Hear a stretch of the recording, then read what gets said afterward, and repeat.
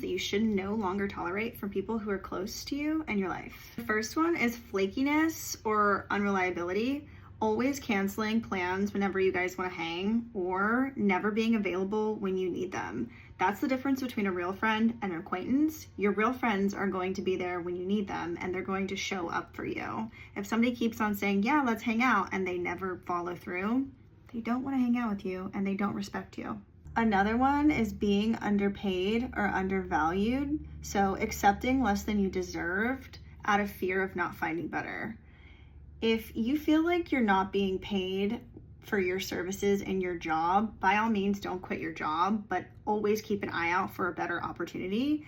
And then also, if you're being undervalued by a friend or a lover, know your worth, stand up for yourself, walk away. People who see you for who you are, they know your worth and they know your value, and they're not going to mistreat you or take advantage of you in any way. Another huge one is someone who disrespects your boundaries. Like, anyone who dismisses your feelings or your boundaries is not somebody that you should be associating with.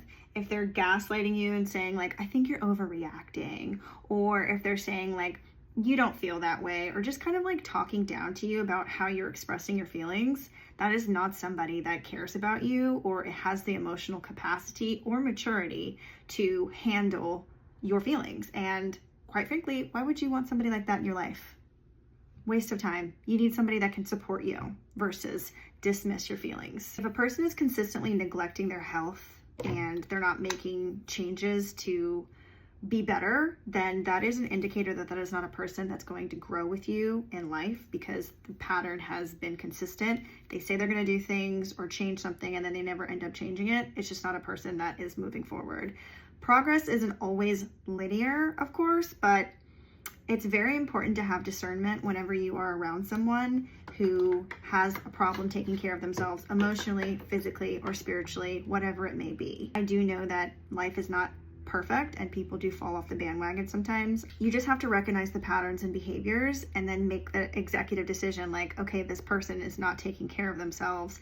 How will they even show up for me if I'm in a position like that for the first time or the second time or whatever? You need somebody that is strong rooted in themselves to be able to also be there for you as well.